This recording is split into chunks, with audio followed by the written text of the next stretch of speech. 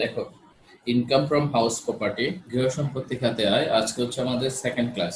এই চ্যাপ্টারের প্রথম ক্লাসটা গত সপ্তাহে হয়েছে। তো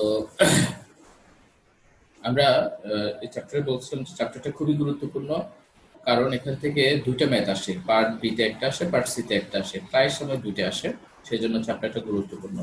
তো গত ক্লাসে এই চ্যাপ্টারের সকল নিয়ম কানুন এবং তোমার একটা অঙ্ক সহ আমি ডিটেলস বুঝিয়ে দিছিলাম। তো আজকে যে অঙ্কগুলো করব সেগুলো করার আগে আমি আগে একটু তোমাদেরকে এগুলো একটু রিভিউ করে দিই। হ্যাঁ, গত ক্লাসের ফরম্যাটটা একটু রিভিউ করে দিই, তাহলে অঙ্ক করতে সুবিধা হবে। এই ছিল আমাদের ফরম্যাট, আমাদের মোট আয় নির্ণয় করার একটা ফরম্যাট ছিল এটা। তো এখানে আমি বলছিলাম যে শুরুতে ভাড়া মূল্য লিখতে হয়। ভাড়া মূল্য হচ্ছে একটা বাড়ি মাসে যত টাকা করে ভাড়া দেয় তার বার্ষিক মূল্যটা হচ্ছে ভাড়া মূল্য। এরপরে উৎসস্থলে করকর্তন, গৃহ সম্পত্তি খাতে 5%, আর উৎসস্থলে করকর্তন শুধুমাত্র ওই সকল প্রতিষ্ঠানকে ভাড়া দিলে হবে সেগুলো হচ্ছে ব্যাংক, বীমা, আর্থিক প্রতিষ্ঠান, তারপরে প্রাইভেট বিশ্ববিদ্যালয়, প্রাইভেট কলেজ, প্রাইভেট হাসপাতাল, তারপরে ছিল স্থানীয় কর্তৃপক্ষ বা সরকারি কর্তৃপক্ষ বা যেটাকে সিটি কর্পোরেশন বলে। আচ্ছা, যদি ওরকম কাউকে ভাড়া দেয় তাহলে উৎসস্থলে 5% কর কর্তন করতে হয়। উৎসস্থলে কর কর্তনের একটা সূত্র লিখে দিয়েছিলাম, মোট ভাড়া মূল্য ইন্টু উপরে উৎসস্থলে কর কর্তনের হার, নিচে 100 মাইনাস উৎসস্থলে কর কর্তনের হার। আচ্ছা, এরপরে যদি প্রশ্নে বলে মালিক ভাড়াটিয়ার কোনো খরচ পরিশোধ করছে তাহলে মাইনাস করব, আর যদি বলে ভাড়াটিয়া মালিকের কোনো খরচ করছে তাহলে প্লাস করে দিব। যোগ বিয়োগ করে যেটা পাবো সেটার নাম হচ্ছে প্রকৃত ভাড়া মূল্য। এরপর প্রশ্নে পুরো মূল্য সরাসরি দেয়া থাকে, যা দেয়া থাকবে তাই আমরা লিখে দিব। প্রকৃত ভাড়া মূল্য আর পুরো মূল্য এই দুটির মধ্যে যেটি বড় সেটিকে বলা হয় বার্ষিক মূল্য। তো পৌর মূল্য কাকে বলে? পৌর মূল্য হচ্ছে সিটি কর্পোরেশন বা পৌরসভা কর্তৃক ধার্যকৃত মূল্যকে পৌর মূল্য বলে। সিটি কর্পোরেশন বা পৌরসভা কর্তৃক ধার্যকৃত মূল্যকে পৌর মূল্য বলে। ঠিক আছে, এটা প্রশ্নে সরাসরি দেয়া থাকে, দেয়া না থাকলে জিরো লিখবো, দেয়া থাকলে যা দেওয়া আছে তাই লিখবো। তো প্রকৃত ভাড়া মূল্য আর পৌর মূল্য এই দুটির মধ্যে যেটি বড় সেটিকে বলা হয় বার্ষিক মূল্য। এরপর আমরা অনুমোদনযোগ্য খরচগুলো বাদ দিব। প্রত্যেকটা অঙ্কে একটা খরচ মাস্ট বাদ দিতে হয়, সেটা হচ্ছে মেরামত ও রক্ষণাবেক্ষণ খরচ। কোনো বাড়ি যদি আবাসিক উদ্দেশ্যে ভাড়া দেয় তাহলে মেরামত ও রক্ষণাবেক্ষণ খরচ হয় 25%, আর বাড়ি যদি বাণিজ্যিক উদ্দেশ্যে ভাড়া দেয় তাহলে মেরামত ও রক্ষণাবেক্ষণ খরচ হয় 30%। ঠিক আছে, এর ফলে প্রশ্নে যদি মেরামত খরচগুলো দেওয়া থাকে তাহলে সেগুলো পুনরায় অঙ্কে আর আসে না। যেমন দারোয়ানের বেতন, নৈশ প্রহরীর বেতন, কেয়ারটেকারের বেতন, পাম্পম্যানের বেতন, লিফটম্যানের বেতন, বিদ্যুৎ খরচ, তারপরে তোমার পয় নিষ্কাশন ও পানি খরচ, এই ধরনের খরচগুলো প্রশ্নে দেওয়া থাকলেও কখনোই অঙ্ক করার সময় আসবে না, কারণ ওদের পরিবর্তে আমি হয় 25% আনবো, না হয় 30% আনবো। এরপর সিটি কর্পোরেশন কর একটা আলাদা খরচ আসবে, অগ্নিপীড়ন প্রিমিয়াম আসবে, ঋণের সুদ বা বন্ধ ঋণের সুদ খরচ হিসেবে আসবে।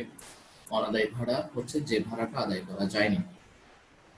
যদি প্রশ্নে বলে ভাড়াটিয়া 1 মাসের ভাড়া দেয় নাই বা 2 মাসের ভাড়া দেয় নাই, বা মালিক 1 বা 2 মাসের ভাড়া আদায় করতে পারে নাই, এই ধরনের কথা বললে সেটাকে বলা হয় অনাদায়ী ভাড়া। তো অনাদায়ী ভাড়া ক্যালকুলেশন করার একটা সূত্র লিখে দিয়েছিলাম, বার্ষিক মূল্যকে 12 মাস দিয়ে ভাগ, অনাদায়ী মাস দিয়ে গুণ। যদি প্রশ্নে বলে 2 মাসের ভাড়া আদায় হয়নি তাহলে 2 দিয়ে গুণ। প্রশ্নে যদি বলে 3 মাসের ভাড়া আদায় হয়নি তাহলে 3 দিয়ে গুণ। এরপর 6 নাম্বার হচ্ছে শূন্যতা ভাতা। শূন্যতা ভাতা হচ্ছে বাড়ি যদি খালি থাকে তখন সেটাকে শূন্য বলা হয়। যদি কখনো প্রশ্নে বলে যে বাড়িটা 2 মাস খালি ছিল বা 1 মাস খালি ছিল, তখন আমরা সেটাকে বলবো শূন্যতা ভাতা। শূন্যতা ভাতা কিভাবে ক্যালকুলেশন করে? শূন্যতা ভাতা ক্যালকুলেশন করা হয় শূন্যতা ভাতা ক্যালকুলেশন করা হয় তোমার বার্ষিক মূল্যকে 12 দিয়ে ভাগ, যে কয় মাস তোমার ছিল কি বলে যে খালি ছিল ওই কয় মাস দিয়ে গুণ করে দিব, হুবহু অনাদায়ী ভাড়ার মতো সূত্র। তো যাই হোক, এইগুলা খরচ সবগুলা যোগ করার পর বিয়োগ করলে আমরা মোট আয় পাবো। মোট আয় থেকে তোমার মোট আয় পাবো। এরপর মোট আয়ের সাথে অব্যয়িত মেরামত রক্ষণাবেক্ষণ যোগ করব। অব্যয়িত মেরামত রক্ষণাবেক্ষণ সব অঙ্কে আসে না, শুধুমাত্র ওই সকল অঙ্কে আসবে যে অঙ্কে অনুমোদনযোগ্য মেরামত রক্ষণাবেক্ষণ খরচ প্রকৃত মেরামত রক্ষণাবেক্ষণ খরচের চেয়ে বড় হবে, শুধুমাত্র ওই অঙ্কে অব্যয়িত মেরামত রক্ষণাবেক্ষণ আসবে। আবার বলতেছি, যে অঙ্কে অনুমোদনযোগ্য মেরামত রক্ষণাবেক্ষণ খরচ প্রকৃত মেরামত রক্ষণাবেক্ষণ খরচের চেয়ে বেশি হবে, তাহলে যতটুকু বেশি ততটুকুই বলা হবে অব্যয়িত। তাহলে এটা যোগ করে দিলে আমরা মোট করযোগ্য আয় পেয়ে যাব। ফরম্যাট নিয়ে কারো কোনো প্রশ্ন আছে কিনা?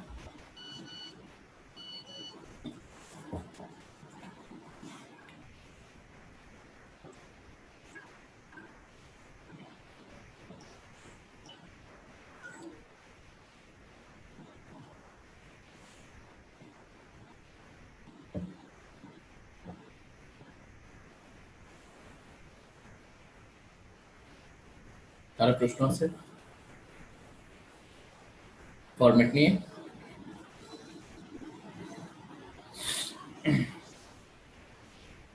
কেউ কোনো কথা বলতেছে না। জি স্যার, বুঝতে পারছি। ওকে, নেক্সট পেজে চলে যাই। এটাও গত ক্লাসে ছিল, একবার রিডিং করে যাও। আমি জাস্ট গত ক্লাসের রুলসগুলো রিভিউ করবো, এরপর অঙ্কে চলে যাব।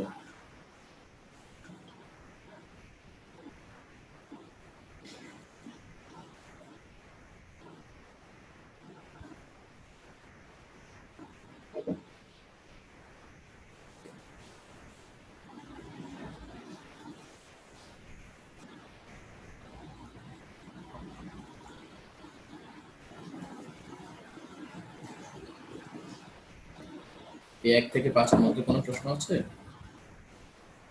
না স্যার। ওকে, নেক্সট। এই খরচগুলো প্রশ্নে দেওয়া থাকলেও অঙ্ক করার সময় আসবে না, কেননা এগুলোর পরিবর্তে আমরা মেরামত রক্ষণাবেক্ষণ খরচ 25% বা 30% নিয়ে আসবো। কোনো প্রশ্ন আছে কিনা?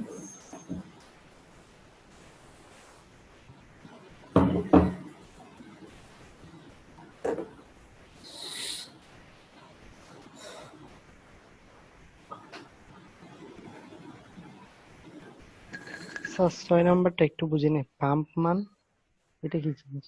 পাম্প ম্যান হচ্ছে তোমার বিল্ডিং এ মোটর থাকে না, মোটর, লিফট টিউবওয়েল মোটর পানি তোলার জন্য, জি স্যার। ওটার কি পাম্প মেশিন। পাম্প মেশিন যিনি স্টার্ট দিবে, যে একজন রাখে লোক, বড় বড় যে ফ্ল্যাট গুলো আছে ওগুলোতে তো অনেক বড় মেশিন থাকে, তো ওই পাম্প মেশিনটা স্টার্ট করার জন্য বা ওটা দেখাশোনা করার জন্য একজন লোক রাখে, সময় সময়ে উনি পানি ইয়া করবে, সংগ্রহ করবে। তো ওটাকে একটা বেতন দিতে হয়, ওটাকে বলা হয় পাম্প ম্যানের বেতন। তুমি আবার অন্য কোনো পাম্প মনে করবে না, ঠিক আছে? যে আমরা বলি না পাম্প দিচ্ছে, ওরকম কিছু না।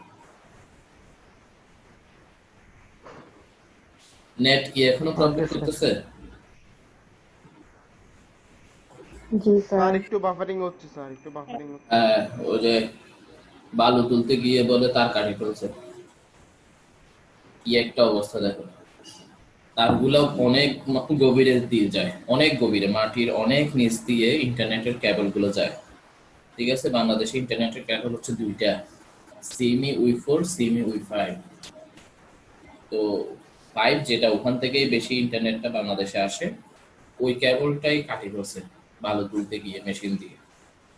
কাটি ফেলছে, কখন ঠিক হবে এখনো শিওর না, এগুলো অনেক ঝামেলা আছে, সাগরের মাঝখান দিয়ে আসে এগুলো, কেবল গুলো। তো কয়েকদিন মনে হয় প্রবলেমটা থাকবে।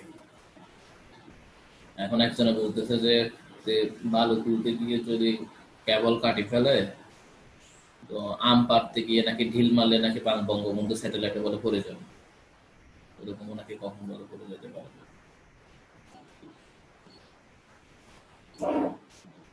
আচ্ছা দেখো, এগুলাতে কোনো প্রশ্ন আছে এই পেজে? না স্যার। ওকে, না স্যার। জি। পরবর্তী পেজে যাচ্ছি। এখানে কোনো প্রশ্ন? এগুলো সব গত ক্লাসে পড়েছিলাম। স্যার কোনো কোশ্চেন? নাই না? আচ্ছা, এখানে কোনো, আচ্ছা তাহলে আমরা অঙ্কে চলে আসছি। হ্যাঁ, এটা আমাদের 2 নম্বর অঙ্ক, এটা আমাদের 2 নম্বর ম্যাথ। একটু সবাই প্রশ্নটা পড়ো, তারপর আমি বুঝিয়ে দিব। আগে সবাই একবার পড়ো।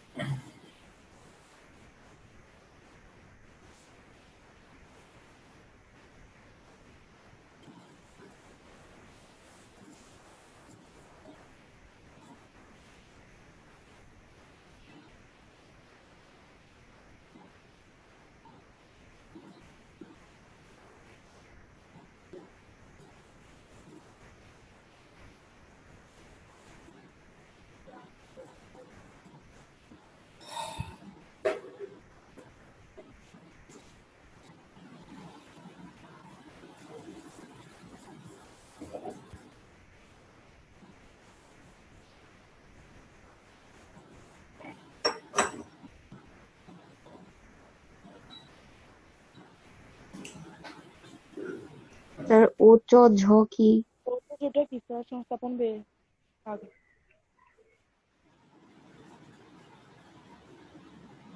এটা এটা ঐশ্বর্য হবে না, এটা ইংলিশ কোনো একটা শব্দ ছিল এখানে। তোমাদের কারো কাছে শীটটা প্রিন্ট করা আছে যেটা আমি ইয়াতে দিছিলাম?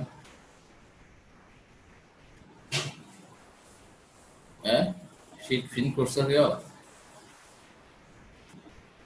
কেউ শীট প্রিন্ট করো না?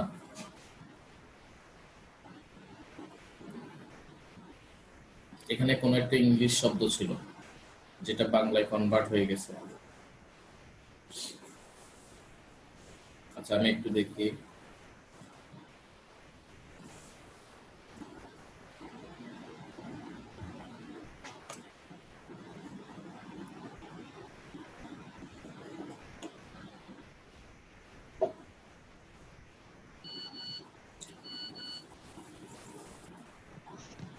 Sir, IPS.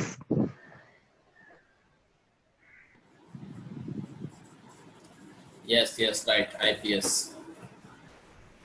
ওই যে আমরা একটা খরচ বলছি না, বৈদ্যুতিক সংস্থাপন ব্যয়, ওই বৈদ্যুতিক সংস্থাপন ব্যয় আর কি এখানে আইপিএস সংস্থাপন ব্যয় লিখছি।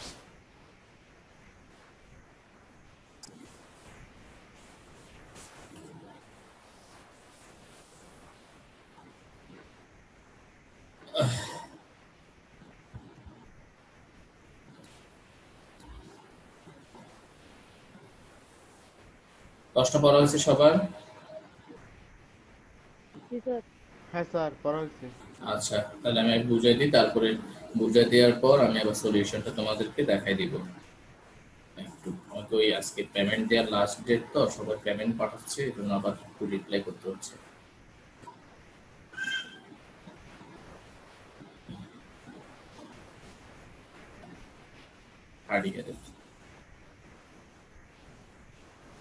আচ্ছা দেখো, জনাব অরূপ খুবই ইম্পর্টেন্ট একটা অঙ্ক এটা। জনাব অরূপ 4 তলা বিশিষ্ট একটি বাড়ির মালিক। তিনি পরিবার নিয়ে 2য় তলায় থাকেন। তাহলে একটা জিনিস লেখো খাতায়, দ্রুত খাতায় একটা জিনিস লিখো। মালিক বাড়ির যে অংশে থাকে সেটি সম্পূর্ণ অকরধার্য। খাতায় লিখো, মালিক বাড়ির যে অংশে থাকে সেটি সম্পূর্ণ অকরধার্য। মালিক বাড়ির যে অংশে থাকে সেটি সম্পূর্ণ অকরধার্য। তার হিসাব অঙ্কে দেখাতে হয় না, সে অংশের হিসাব অঙ্কে দেখাতে হয় না।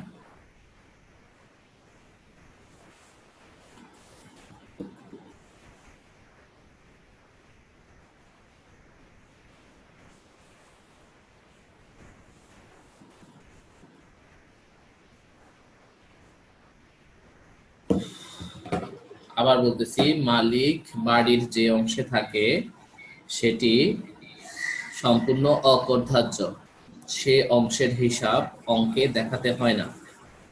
লেখা হয়েছে? জি স্যার। বিষয়টা হচ্ছে, মালিক কি তার নিজে ভাড়া দিবে? তো মালিক যে ফ্লোরে থাকে সেখান থেকে তো আর ভাড়া পাচ্ছে না, সেই জন্য সেখানের উপর ট্যাক্সও দিতে হবে না। খেয়াল রাখবা, ঠিক আছে? মালিক যদি সম্পূর্ণ বাড়িতে থাকে তাহলে ওই বাড়ির কোনো হিসাবই করতে হবে না, অঙ্কই করতে হবে না, কারণ ওই বাড়ি থেকে সে কোনো ভাড়া পাচ্ছে না। আচ্ছা, আর আরেকটা জিনিস খেয়াল রাখবা, মালিক যদি বাড়ির কোনো একটা অংশে থাকে, মনে করো একটা ফ্লোর বা 2টা ফ্লোরে থাকে, তাহলে সেটি অকরধার্য, সেটার হিসাবও আনতে হবে না, কারণ ওই অংশের উপর মালিক কোনো ভাড়া পাচ্ছে না, মালিক কোনো নিজে ভাড়া দেয় না। কথা ক্লিয়ার কিনা? বুঝছি স্যার। 4 তলার মধ্যে তাহলে 2য় তলায় মালিক থাকছে, তাহলে একটা ফ্লোরের হিসাব বাদ, তাহলে আমাদের অঙ্কে কয়টা ফ্লোরের হিসাব আসবে? 2টা। 3টা। তিনটা। 2য় তলা মানে তো 2 তলা, 2টা ফ্লোর না, একটা ফ্লোর, ঠিক আছে? 2য় তলায় মালিক থাকে, তাহলে 4 তলার মধ্যে 2য় তলায় মালিক থাকলে আরো ফ্লোর কয়টা রয়ে গেছে? 3টা রয়ে গেছে না? আচ্ছা, তাহলে আমাদের অঙ্কে হিসাব আসবে 3টা ফ্লোরের। এখন দেখো, প্রত্যেক ফ্লোরে 2টি করে ফ্ল্যাট আছে, তো প্রত্যেক ফ্লোরে 2টি করে ফ্ল্যাট থাকলে 4টা ফ্লোরে টোটাল ফ্ল্যাট আছে কয়টা? 8টা। আর ভাড়া দিছে কয়টা? 2টা না, সরি 6টা। 6টা ভাড়া দিছে, ঠিক আছে? কারণ মালিক একটা ফ্লোরে থাকা মানে কি 2টা ফ্ল্যাট মালিক নিজেই ইউজ করতেছে। মালিক একটা ফ্লোর থাকা মানে হচ্ছে দুইটা ফ্ল্যাটের হিসাব বাদ, কেমন? তাহলে টোটাল 8টা ফ্ল্যাটের মধ্যে কয়টা ফ্ল্যাটের হিসাব আসবে? 6টা ফ্ল্যাটের হিসাব আসবে। 6টা। 6টা। আগে বলা এতটুকু বুঝছো কিনা সবাই? জি স্যার। বুঝছি Yes, স্যার। sir. তুমি ফ্ল্যাট চিন্তা করলে জিনিসটা হবে 8টা ফ্ল্যাটের মধ্যে 6টা ফ্ল্যাট, আর তুমি যদি চিন্তা করো যে ফ্লোরের কথা, তাহলে 4টা ফ্লোরের মধ্যে 3টা ফ্লোর, কথা তো একই, ঠিক কিনা? 4 তলার Yes, মধ্যে sir. 3 তলা ভাড়া দেওয়া যে কথা, 8টা ফ্ল্যাটের মধ্যে 6টা ফ্ল্যাট ভাড়া দেওয়া একই কথা, কথা ঠিক কিনা? জি স্যার। ওকে ওকে, এরপরে আসো। কার এখানে এত সাউন্ড হচ্ছে?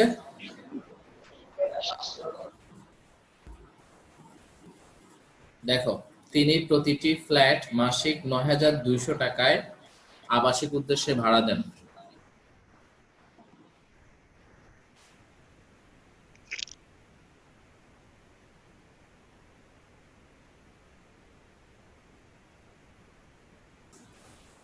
তিনি প্রতিটি ফ্ল্যাট মাসিক 9,200 টাকায় আবাসিক উদ্দেশ্যে ভাড়া দেন। তাহলে প্রতিটি ফ্ল্যাট 9,200 টাকা করে ভাড়া দিছে, তাহলে কয়টা ফ্ল্যাট ভাড়া দিছে টোটাল? 6টা স্যার। 6টা ফ্ল্যাট। তাহলে 9,200 টাকাকে 6টা ফ্ল্যাট দিয়ে গুণ করব। এরপরে মাসিক ভাড়া বলছে, মাসিক ভাড়া হলে তাকে বার্ষিক নিয়ে যেতে হলে কত দিয়ে গুণ দিতে হয়? 12 মাস 12 দিয়ে। দিয়ে গুণ করতে। এতটুকু বুঝছো কিনা? Yes, sir. 9,200 টাকা করে 6টা ফ্ল্যাট, 12 মাস, তাহলে আমার ভাড়া মূল্যটা চলে আসবে, কথা ঠিক কিনা? Yes, sir. আচ্ছা, এখন বলছে কি আবাসিক উদ্দেশ্যে ভাড়া দিছে। আবাসিক উদ্দেশ্যে বললে মেরামত ও রক্ষণাবেক্ষণ খরচ কত পার্সেন্ট? কত পার্সেন্ট? 25%। 25%. ওকে, 25। এরপরে বলছে কি বাড়িটির পৌরমূল্য 9 লাখ। দেখো, এখানে একটু ঝামেলা আছে। সিটি কর্পোরেশন সবসময় পৌরমূল্য সম্পূর্ণ বাড়ির জন্যই নির্ধারণ করে। এই যে লিখছে বাড়িটির পৌরমূল্য, বাড়িটির পৌরমূল্য মানে হচ্ছে পুরো 4টা ফ্লোরের জন্যই পৌরমূল্য হচ্ছে 9 লাখ টাকা। এখন খেয়াল রাখবা, বাড়ির যতটুকু ভাড়া দেয় পৌরমূল্য আর খরচ ততটুকুই আসে। বাড়ি যদি সম্পূর্ণ ভাড়া দেয় পৌরমূল্য সম্পূর্ণ আসে, বাড়ি যদি আংশিক ভাড়া দেয় পৌরমূল্য আংশিক আসে। বিষয়টা কিরকম? মনে করো 1 নাম্বার যে অঙ্কটা করছিলাম আমরা, ওখানে বলছিল পুরো বাড়িটা ভাড়া দিছে, মানে কিছু বলা না থাকা মানে পুরো বাড়ি ভাড়া দিছে। তাহলে পৌরমূল্য যা লেখা ছিল প্রশ্নে আমরা তাই অঙ্কে আনছিলাম। কিন্তু এই অঙ্কে দেখো, ওর বাড়িটা ছিল 4টা ফ্লোরের, বাট মালিক একটা ফ্লোরে থাকে, তাহলে ভাড়া দিছে 3টা ফ্লোর, মানে 8টা ফ্ল্যাটের মধ্যে 6টা ফ্ল্যাট ভাড়া দিছে। তাহলে যেহেতু 8টা ফ্ল্যাটের মধ্যে 6টা ফ্ল্যাট ভাড়া দিছে, তাহলে পৌরমূল্য 8টা ফ্ল্যাটের মধ্যে 6টা ফ্ল্যাট আসবে, অর্থাৎ 8/6 অংশ আসবে। তাহলে খেয়াল রাখবা, পৌরমূল্য সবসময় ডিপেন্ড করবে বাড়ি কতটুকু ভাড়া দিছে সেটার উপর। বাড়ি যদি সম্পূর্ণ ভাড়া দেয় পৌরমূল্য সম্পূর্ণ আসবে, বাড়ি আংশিক ভাড়া দিলে পৌরমূল্য আংশিক আসবে। এটা একটু খাতায় লিখো, খুবই ইম্পর্টেন্ট এই কথাটা, সবাই খাতায় লিখো। পৌরমূল্য এবং অনুমোদনযোগ্য খরচ, পৌরমূল্য এবং অনুমোদনযোগ্য খরচ বাড়ি যতটুকু ভাড়া দেয় হিসেবে ততটুকুই আসে।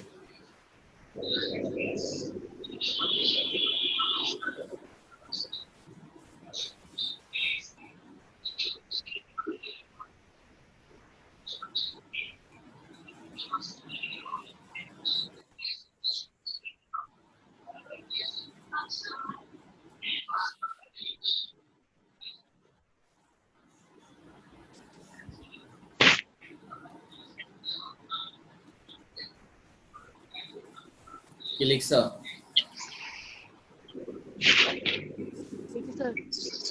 আবার বলতেছি,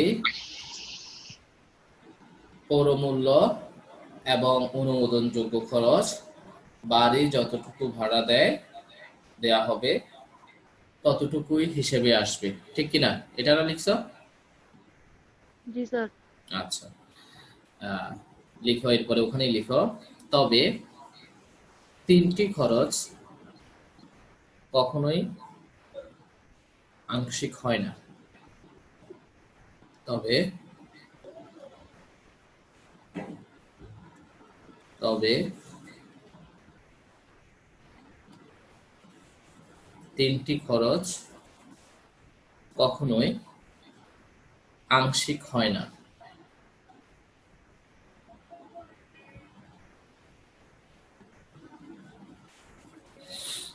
তবে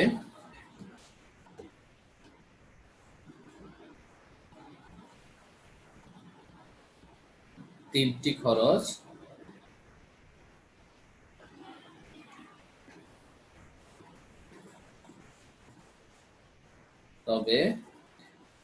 খরচ কখনোই আংশিক হয় না, যথা মেরামত ও রক্ষণাবেক্ষণ খরচ, অনাদায়ী ভাড়া, শূন্যতা ভাতা। যথা মেরামত ও রক্ষণাবেক্ষণ খরচ, অনাদায়ী ভাড়া, শূন্যতা ভাতা।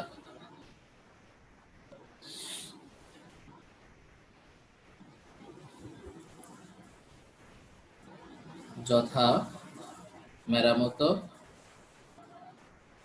রক্ষণাবেক্ষণ খরচ, অনাদায়ী ভাড়া, শূন্যতা ভাতা। লিখে হয়েছে? Yes, sir. তাহলে শূন্যতা শূন্যতা ভাতা। তাহলে দেখো, আমি যদি মনে করো এই অঙ্কের ক্ষেত্রে 4টা ফ্লোরের মধ্যে 3টা ফ্লোর ভাড়া দিচ্ছে, তাহলে সব হিসাব পৌরমূল্য এবং খরচ 4/3 অংশ আসবে। বা তুমি যদি ফ্ল্যাটের কথা চিন্তা করো তাহলে 8/6 অংশ আসবে। 8/6 অংশ যে কথা, 4/3 অংশ একই কথা, ঠিক কিনা? কাটাকাটি করলে একই আসবে না, ঠিক কিনা? जी सर। আর যদি প্রশ্নে বলতো যে মালিক কোনোটাতেই থাকে না, 4 তলার মধ্যে 4 তলায় ভাড়া দিচ্ছে, তাহলে আমাদের এত ঝামেলা হওয়ার দরকার ছিল না। তখন পুরো যা আছে খরচ বা পুরো মূল্য, পুরো টাকাটাই আমরা অঙ্কে লিখে দিতাম। বাট আমরা এখন চাইলেও পুরো টাকা অঙ্কে লিখতে পারবো না, যেহেতু বাড়িটা আংশিক ভাড়া দিছে। আংশিক মানে 4 তলার মধ্যে 3 তলা ভাড়া দিছে।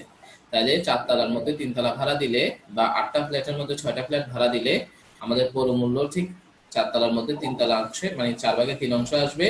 আর খরচগুলো 4/3 অংশ আসবে, ঠিক আছে? তবে তিনটা খরচ এক্সেপশনাল। ওই 3টা খরচ কখনোই আংশিক হয় না। বাড়ি সম্পূর্ণ ভাড়া দিলেও যেভাবে হবে, বাড়ি আংশিক ভাড়া দিলেও ওভাবে হবে। খেয়াল রাখবা কোন 3টা খরচ, যেটা আমরা 1 নম্বরে লিখি মেরামত ও রক্ষণাবেক্ষণ, এটা অলওয়েজ একই রকম থাকবে, হয় 25% না হয় 30%। এটাকে কোনো আংশিক করতে হবে না। আর 2 নম্বর হচ্ছে অনাদায়ী ভাড়া। এটা বাড়ি সম্পূর্ণ ভাড়া দিলেও যেভাবে হবে, বাড়ি আংশিক ভাড়া দিলেও একই রকম। এরপরে শূন্যতা ভাতা, এটা বাড়ি সম্পূর্ণ ভাড়া দিলেও যেভাবে ক্যালকুলেশন, বাড়ি আংশিক ভাড়া দিলেও একইভাবে ক্যালকুলেশন। কথা বুঝছো কিনা? এরপরে সলিউশন দেখালে আরো ক্লিয়ার হয়ে যাবে। আচ্ছা, এরপরে আসি আমরা আর কি কি আছে দেখো প্রশ্নে। বাড়ি সংক্রান্ত অন্যান্য খরচ সমূহ। মেরামত খরচ এটা কি অঙ্কে আসবে 1,70,000? না স্যার, না, আসবে স্যার, এটার পরিবর্তে আমরা কি লিখবো? মেরামত ও রক্ষণাবেক্ষণ খরচ কত পার্সেন্ট লিখবো? 25%। 25%, যেহেতু আবাসিক উদ্দেশ্য বলছে। আচ্ছা, এরপরে মিউট করে রাখো। সিটি কর্পোরেশন কর 22,000 টাকা। সিটি কর্পোরেশন কর 22,000 টাকা, এটা আসবে কিনা? আসবে স্যার। কতটুকু আসবে? জি স্যার, আসবে। কয়টা ফ্লোরের জন্য আসবে?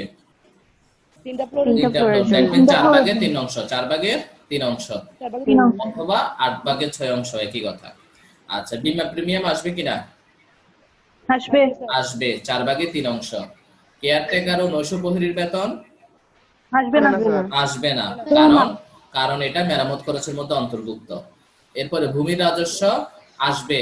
এটা হচ্ছে ওই ভূমির রাজস্ব যে কথা, ভূমির খাজনা একই কথা, ঠিক আছে? 4/3 অংশ আসবে। বন্ধকি ঋণের সুদ আসবে।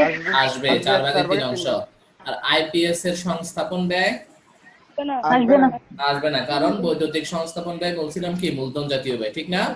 বৈদ্যুতিক জি সংস্থাপন স্যার। ব্যয় মূলধন জাতীয় ব্যয়, সেটা আসে না, সেটা অনুমোদন নাই। আচ্ছা, এরপরে দেখো সংশ্লিষ্ট বর্ষে সংশ্লিষ্ট বর্ষে নিচতলার একটি ফ্ল্যাটের একজন ভাড়াটিয়া 1 মাসের ভাড়া না দিয়ে চলে যায়। এই তো ঝামেলা। কি লিখছে? সংশ্লিষ্ট বর্ষে নিচতলার একটি ফ্ল্যাটের একজন ভাড়াটিয়া 1 মাসের ভাড়া না দিয়ে চলে যায়। ভাড়া না দিয়ে চলে গেলে সেটাকে আমরা কি বলবো? এই খরচটার নাম কি বলবো? অনাদায়ী ভাড়া। অনাদায়ী ভাড়া। Very good. ভাড়া না দিয়ে চলে গেলে সেটাকে আমরা বলবো কি? অনাদায়ী ভাড়া। অনাদায়ী। আচ্ছা, তাহলে অনাদায়ী ভাড়া কিভাবে ক্যালকুলেশন করে? বার্ষিক মূল্যকে 12 মাস দিয়ে অনাদায়ী ভাগ আর অনাদায়ী মাস দিয়ে গুণ, ঠিক কিনা? Yes, sir. বার্ষিক মূল্যকে 12 মাস দিয়ে ভাগ, অনাদায়ী মাস দিয়ে গুণ। কেমন? Good. ঠিক কিনা? Yes, sir. Yes, তবে sir. এখানে আরেকটা বাড়তি কাজ করতে হবে। এখানে কি সব সব ফ্ল্যাটের ভাড়াটিয়া ভাড়া না দিয়ে চলে গেছে, নাকি একটা ফ্ল্যাটের ভাড়াটিয়া ভাড়া না দিয়ে চলে গেছে? একটা ফ্ল্যাট স্যার। একটা একটা ফ্ল্যাট। flat. তাহলে আমার টোটাল ফ্ল্যাট ভাড়া দিচ্ছি কয়টা? 6টা। ছয়টা, ঠিক না? 6টা। তিন তলার মধ্যে 6টা জি, ফ্ল্যাট sir. ভাড়া দিচ্ছি, তাহলে 6 দিয়ে একবার ভাগ দিতে হবে। সলিউশন দেখাবো, তখন ক্লিয়ার হবে। আচ্ছা, এরপরে কি বলছে, এবং ওই ফ্ল্যাটটি, কোন ফ্ল্যাটটি, যে ফ্ল্যাটের ভাড়াটিয়া ভাড়া না দিয়ে চলে গেছে, ওই ফ্ল্যাটটি 2 মাস খালিও ছিল, মানে ফ্ল্যাটটার মধ্যে কুফা লাগছে, ঠিক আছে? একে তো ভাড়াটিয়া ভাড়া না দিয়ে চলে গেছে, তার উপরে আবার এটা যেহেতু ভাড়া না দিয়ে চলে গেছে, আবার কি হয়েছে, এই ফ্ল্যাটটা আরো 2 মাস কি ছিল, খালিও ছিল। তাহলে খালি থাকলে সেটাকে আমরা কি বলি? শূন্যতা ভাতা। শূন্যতা ভাতা। শূন্যতা ভাতা কিভাবে ক্যালকুলেশন করে? বার্ষিক মূল্যকে হ্যাঁ, 12 দিয়ে ভাগ শূন্য মাস বা 0 মাস দিয়ে গুণ। বার্ষিক মূল্যকে 12 দিয়ে ভাগ, 0 মাস দিয়ে গুণ। 0 মাস বলতে এখানে কয় মাস? 2 মাস। 2 আচ্ছা, মাস। তো কয়টা ফ্ল্যাট খালি ছিল? 6টা ফ্ল্যাট নাকি একটা ফ্ল্যাট? একটা ফ্ল্যাট। একটা ফ্ল্যাট। ওকে, ওই ফ্ল্যাটটি মানে ওই যে আগের ফ্ল্যাটটাই। আচ্ছা, তার গৃহ সম্পত্তি খাতা আয় নির্ণয় করো। আচ্ছা, প্রশ্নটা তো বুঝছো না সবাই? জি স্যার বুঝছি। এবারে আসি আচ্ছা আমরা। স্যার, অনাদায়ী ভাড়াটা কি ক্যালকুলেশন করতে হবে? এখানে তো বলেই, উপরে তো বলেই ভুল দিছে যে ভুল হবে, বার্ষিক ভুল মাসিক। হবে, ভুল হবে। ওইটাকে ওইটা দিয়ে, ওই যে 9200 দিয়ে সবসময় মিলবে না, ঠিক আছে? কারণ ওই আমরা যে সেকেন্ড কলামে ভাড়া মূল্য আর পৌর মূল্যের মধ্যে যেটা বড় সেটা লিখি, ঠিক না? আমরা তো হ্যাঁ। এটা শিওর না যে সেকেন্ড কলামে সবসময় ভাড়া মূল্যটাই যাবে, ঠিক না? যদি সেকেন্ড জি। কলামে ভাড়া মূল্যটা যায় তাহলে তখন মিলে যাবে, হ্যাঁ, 9200 সাথে মিলে যাবে তোমার অনাদায়ী ভাড়াটা। কিন্তু মাঝে মধ্যে তো সেকেন্ড কলামে পুরো মূল্যটাও যাবে, যদি পুরো মূল্যের ফিগারটা বড় হয়, ঠিক আছে? তখন কিন্তু আবার তোমার অঙ্ক মিলবে না। সেই জন্য কখনোই উপরের থেকে দেখে লিখবা না যে যে সে একটা ফ্ল্যাটের ভাড়া দেয় নাই মানে 9200 টাকা দেয় নাই। না, এভাবে ভুল হয়ে যাবে। সবসময় অনাদায়ী ভাড়া আর শূন্যতা ভাতা বার্ষিক মূল্যকে বেস করে ক্যালকুলেশন করবা, ঠিক আছে? আচ্ছা, এখন আসো সলিউশন দেখো সবাই, তারপর যার যেখানে প্রশ্ন আছে প্রশ্ন করবা।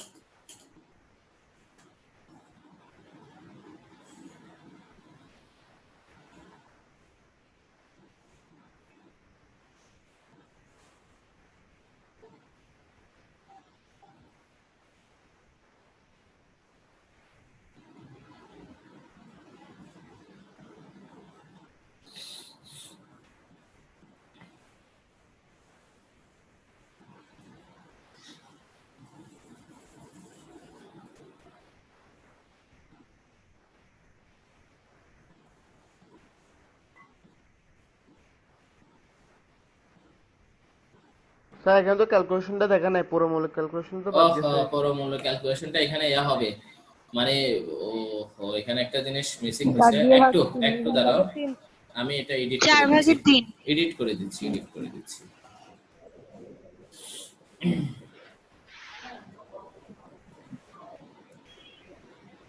আমরা টোটাল ফ্ল্যাট ছিল কয়টা বিল্ডিং এ? 8টা। 8টা। 8টার মধ্যে ভাড়া দিছে কয়টা? 6টা। 6টা। তার মানে 8 ভাগের 6 অংশ, ঠিক আছে? 8 ভাগের কত অংশ? 6 অংশ। একটু আমি এডিট করে দিচ্ছি। পাওয়ার পয়েন্টে তোমার ভাগগুলা শো হয় না, মাইক্রোসফট ওয়ার্ডে শো হয় কিন্তু পাওয়ার পয়েন্টে শো হয় না, এই জন্য ভাগগুলো মুছে গেছে। তাইলে 9 লাখের মধ্যে কতটুকু আসবে? 8টা ফ্ল্যাটের মধ্যে কয়টা ফ্ল্যাটের হিসাব আসবে? 6টা। 8 ভাগের 8 ভাগের 6। দেখো বুঝছো কিনা? 9 লাখ ইন্টু 8 ভাগের 6, ঠিক আছে? ঠিক নিচেও একই, খরচগুলো।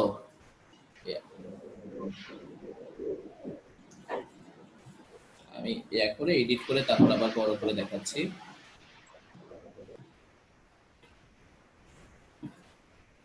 একটু 1 মিনিট ওয়েট করো।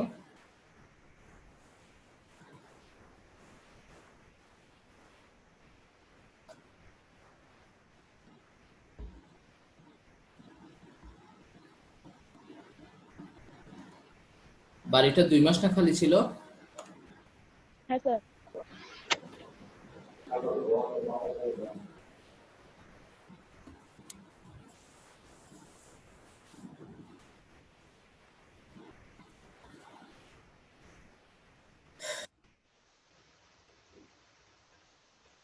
এখন দেখো সবাই,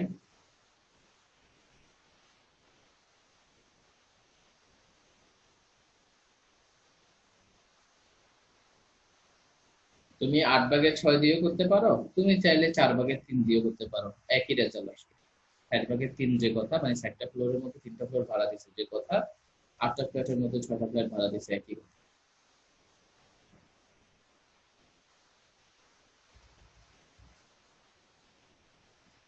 স্যার বলো।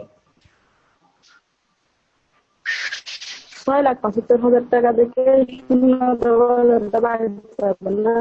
তোমার কথাটা বোঝা যাচ্ছে না ক্লিয়ার, তুমি চ্যাটে লিখে পাঠাও প্রশ্নটা।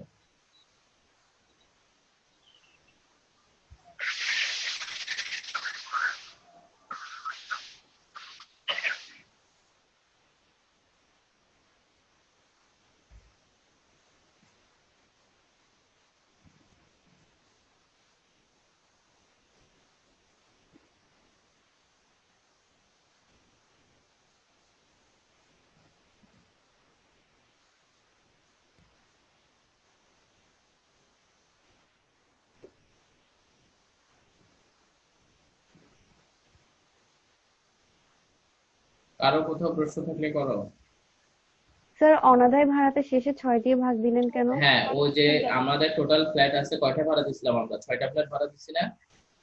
প্রশ্নে জি যদি স্যার। বলতো যে 6টা ফ্ল্যাটের ভাড়া দিয়ে ভাড়া না দিয়ে চলে গেছে, তাহলে আমরা 6 দিয়ে আর ভাগ করা দরকার ছিল না। কারণ 6,75,000-কে 12 মাস দিয়ে ভাগ করে 1 মাস দিয়ে গুণ করে যে ফিগারটা আসছে, এটা হচ্ছে 6টা ফ্ল্যাটের ফিগার আসছে। তা আমাদেরকে তো প্রশ্নে বলছে যে একটা ফ্ল্যাটের ভাড়াটিয়া ভাড়া না দিয়ে গেছিলাম, তাহলে 6 দিয়ে ভাগ করলে একটা ফ্ল্যাটের হিসাব চলে আসবে। আমি যদি 6 দিয়ে ভাগ না করি, তাহলে অ্যামাউন্টটা 6টা ফ্ল্যাটের হিসাব চলে আসবে। আমার প্রশ্নে কিন্তু বলে নাই যে 6টা ফ্ল্যাটের ভাড়াটিয়া ভাড়া না দিয়ে চলে গেছে, এটা বলে নাই, বলছে যে একটা ফ্ল্যাটের ভাড়াটিয়া ভাড়া না দিয়ে চলে গেছে। তাহলে একটা ফ্ল্যাটের অ্যামাউন্ট আনার জন্য 6 দিয়ে ভাগ করা হয়েছে। বুঝতে পারছো? শূন্যতা বাতাও এক। জি স্যার। স্যার যদি 2-3টা ফ্ল্যাটের মানুষ না দিয়ে ভাড়া না দিয়ে চলে যাচ্ছে তাহলে তখন? তাহলে মনে যদি বলতো যে 2টা ফ্ল্যাটের ভাড়া দিয়ে ভাড়া না দিয়ে চলে গেছে, তাহলে 6/2 হবে, তখন গুণ দিব 6/2। ঠিক আছে? হ্যাঁ,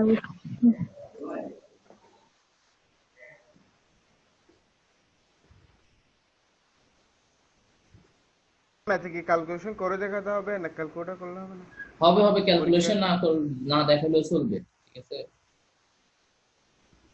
স্যারেরা তো খাতা কাটতে আনসার দেবে। তো 4,45,125 ঠিক আছে কিনা আগে এটা দেখবে, তারপরে অন্য কিছু।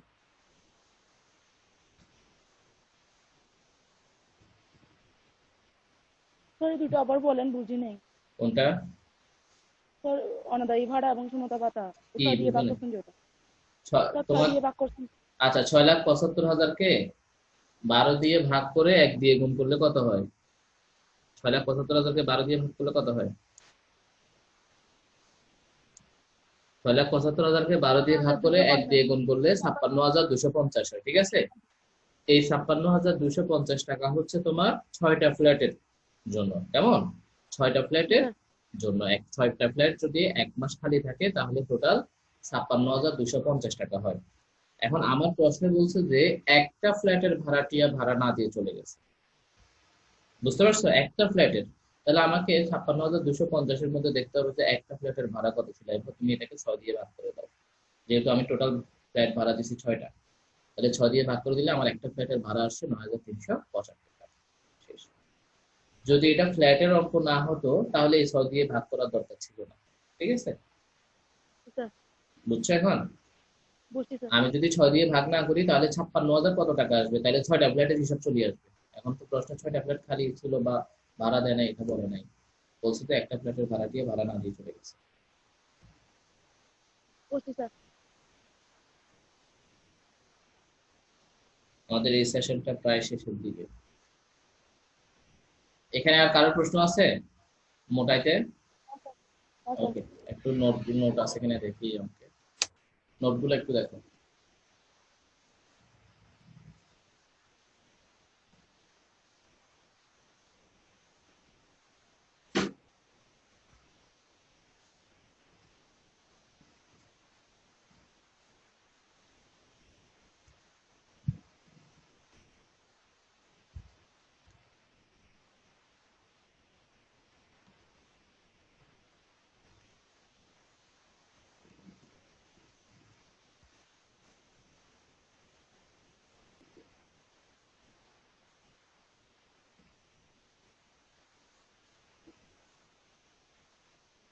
নোটে তো কারো প্রশ্ন নাই না?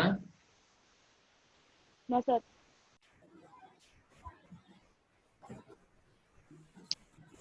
প্রশ্নটা একটু সবাই পড়ো। এটা 2 পেজের প্রশ্ন, পরবর্তী পেজেও আছে, একটা বিনিয়োগও আছে এই অঙ্কে। আগে প্রথম পেজেরটা পড়ো।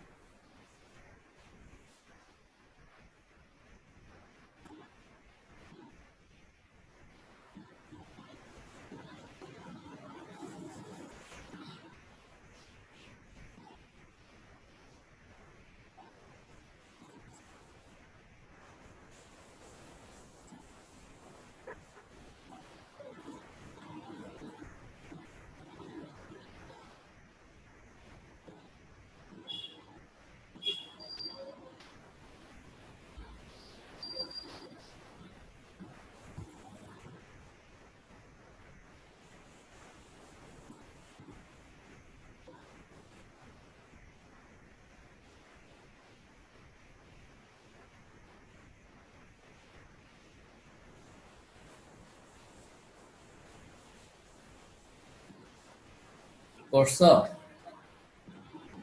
স্যার করছি। পরবর্তী পৃষ্ঠাটাও একটু করো।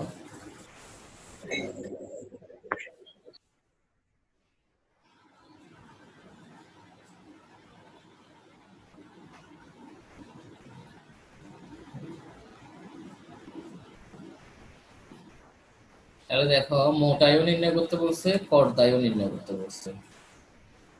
করদায় বেতনের মধ্যে দেখাইছে কিভাবে নির্ণয় করতে হয়, ঠিক আছে, হুবহু একই নিয়ম। আর যখনই করদায় নির্ণয় করতে বলবে, তখন যদি প্রশ্নে বিনিয়োগ দেওয়া থাকে, তাহলে বিনিয়োগ ভাতাও ক্যালকুলেশন করতে হবে। বিনিয়োগ ভাতা আর করদায় হুবহু বেতনের চ্যাপ্টারে যা করছো ওরকম একই নিয়ম, একই আইটেম, একই স্যার 2 রুলস। আর 4, 2 আর 4 স্যার বুঝি নাই। বুঝি নাই? এশিয়াটিক সোসাইটি, হ্যাঁ 2 আর 4, এশিয়াটিক সোসাইটি আর একটা হচ্ছে আইসিডি আরবি। এটা হ্যাঁ, এখানে বোঝার তো কিছু নাই। তুমি বেতনের চ্যাপ্টারে অঙ্ক করছো? বেতনের চ্যাপ্টারটা করছিলা? না স্যার, পাই না এগুলা। পাও নাই, করো নাই, ঠিক আছে, ওগুলা ইউটিউবে আছে, ওখান থেকে দেখবা, ঠিক আছে। বিনিয়োগ আচ্ছা স্যার। আলাদা একটা ছক, বিনিয়োগ আলাদা একটা ছক, ওই আলাদা ছক করে বিনিয়োগ ক্যালকুলেশন করার কিছু নিয়ম আছে, আমি একটু পরে বলবো, আবার রিভিউ করব। আচ্ছা, তাহলে আমরা প্রথম থেকে আসি, আগে মোটাইয়ের জন্য আসি। সবাই একটু দেখো। জনাব আজিজ আহমেদ দোতলা বিশিষ্ট একটি বাড়ির মালিক। তিনি একটি ফ্লোর আবাসিক উদ্দেশ্যে মাসিক 25,000 টাকা এবং অন্য ফ্লোরটি সরকারি কর্তৃপক্ষকে মাসিক 30,000 টাকায় ভাড়া দেন।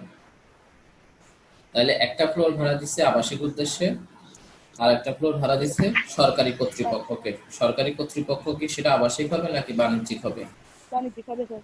বাণিজ্যিক হবে, কারণ সরকারি কর্তৃপক্ষ কোনো ফ্যামিলি না, সরকারি কর্তৃপক্ষ বাণিজ্যিক উদ্দেশ্যেই ভাড়া নিয়ে থাকে।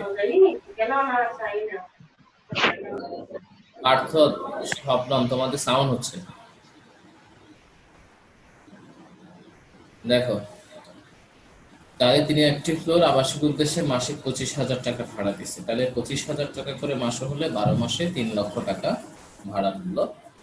আর আবাসিক বললে সেটা মেরামত রক্ষণাবেক্ষণ খরচ 25%। আর অন্য ফ্লোরটি সে সরকারি কর্তৃপক্ষকে ভাড়া দিচ্ছে মাসিক 30,000 করে। সরকারি কর্তৃপক্ষ হচ্ছে তোমার কমার্শিয়াল। কমার্শিয়াল হলে এটা মেরামত রক্ষণাবেক্ষণ খরচ ওই ফ্লোরের উপর 30% ধরতে হবে। আর আমরা একটা কথা বলছি, যদি সরকারি কর্তৃপক্ষ বা স্থানীয় কর্তৃপক্ষকে যদি কোনো বাড়ি ভাড়া দেয়, তাহলে সেটার উপরে উৎসে কর কর্তন করা হয়। এই পরের লাইনে লিখে দিছে, সরকারি কর্তৃপক্ষ উৎসে 5% কর কর্তন করে ভাড়া পরিশোধ করেন।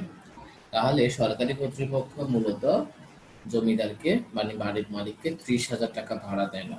30,000 টাকা থেকে 5% ট্যাক্স বাদ দিয়ে অবশিষ্ট টাকা ভাড়া হিসেবে দেয়। আমাদেরকে খেয়াল রাখতে হবে যে যে ফ্লোরটা সরকারি কর্তৃপক্ষকে ভাড়া দিচ্ছে, সে ফ্লোরের ভাড়া মূল্য ক্যালকুলেশন করার সময় আমরা 30,000-কে 12 মাস দিয়ে গুণ করলে হবে না, কারণ 30,000 টাকার উপর 5% ট্যাক্স কর্তন করছে। তাহলে 30,000 থেকে 5% বাদ দেওয়ার পর যে অ্যামাউন্টটা হবে সেটাই আমরা মূলত ভাড়া মূল্য হিসেবে 12 মাস দিয়ে গুণ করব। সলিউশনে গেলে তখন ক্লিয়ার হয়ে যাবে। আর উৎসস্থলে করকর্তনটা কি করতে হয়, ভাড়া মূল্যের সাথে যোগ করে দিতে হয়।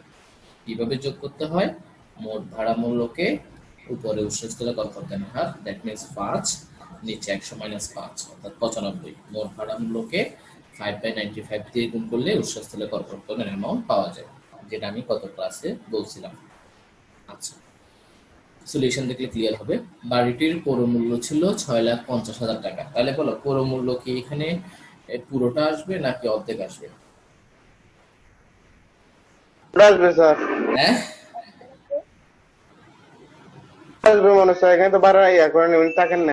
পুরোটা আসবে নাকি অর্ধেক আসবে? পুরোটা পুরোটা স্যার। পুরোটা আসবে, গুড। পুরোটা আসবে। দোতলার মধ্যে তো দুইটা ফ্লোরই ভাড়া দিছে, একটা আবাসিক ভাড়া দিছে আর একটা বাণিজ্যিক মানে সরকারি কর্তৃপক্ষকে ভাড়া দিছে। তো দুইটাই ভাড়া দেওয়া মানে কি, পুরো বাড়ি ভাড়া দিয়ে দিছে। পুরো বাড়ি ভাড়া দিলে পুরো মূল্য এবং খরচ সবই ফুল হিসাবটাই চলে আসবে। আচ্ছা, তাহলে 6,50,000 আছে, 6,50,000 লিখবো। বাড়ি সংক্রান্ত অন্যান্য খরচ, মেরামত খরচ এটা আসবে না। আমরা মেরামত খরচ এখানে দুইভাবে লিখতে হবে, কারণ একটা ফ্লোর আবাসিক ভাবে সেটা 25% ধরবো, আর একটা ফ্লোর সরকারি কর্তৃপক্ষ সেটা বাণিজ্যিক, সেটা 30% ধরবো। সলিউশনে গেলে দেখবা। এরপর 2 নাম্বার, সিটি কর্পোরেশন কর 22,000 আছে, 22,000 চলে আসবে। প্রিমিয়াম 16,000, 16,000 আসবে। আইন খরচ, এই যে আইন খরচ, এটা মেবি ওই মেরামত খরচের যে লিস্টটা ছিল ওই লিস্টের মধ্যে মনে হয় পড়ে নাই। মনে রাখবা, আইন খরচও কিন্তু মেরামত ও রক্ষণাবেক্ষণ খরচ। খেয়াল রাখবা, আইন খরচকেও মেরামত ও রক্ষণাবেক্ষণ খরচ বলে। তাহলে আইন খরচ যেহেতু মেরামত ও রক্ষণাবেক্ষণ খরচ, তাহলে আইন খরচটা কি অঙ্কে আর আসবে?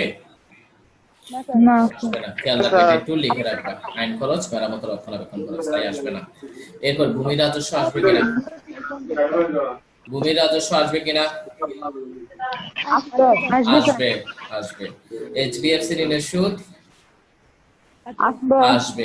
এছাড়াও আবাসিক উদ্দেশ্যে যে ফ্লোরটি ভাড়া দেওয়া হয়েছিল তা 2 মাস খালি ছিল, খালি থাকে সেটাকে কি বলবো, শূন্যতা ভাতা। শূন্যতা শূন্যতা ভাড়া। ভাতা কিভাবে ক্যালকুলেশন করে, বার্ষিক মূল্যকে বা 12 দিয়ে ভাগ 12 দিয়ে ভাগ 2 দিয়ে গুণ 2 করে। দিয়ে গুণ। আচ্ছা, তাহলে এখানে পুরো বাড়ি বলে না, ওই যে শুধু ওই ফ্লোরটা কোনটা যেটা আবাসিক উদ্দেশ্যে ভাড়া দিচ্ছে আবাসিক। ওইটা, তাহলে ওটার উপরে ক্যালকুলেশন করতে হবে, কেমন? আচ্ছা, তাহলে এখন আমি আপাতত এতটুকু সলিউশন দেখাই। আগে আমরা মোট আয়টা দেখাই, বিনিয়োগ পরে দেখাবো। আগে মোট আয় সলিউশনটা দেখো, তারপর আমরা অন্যদিকে যাব। একটু এখানে অর্ধেক আছে, বাকি অর্ধেক পরের পৃষ্ঠায়। আচ্ছা, আগে এই পৃষ্ঠাটা দেখো।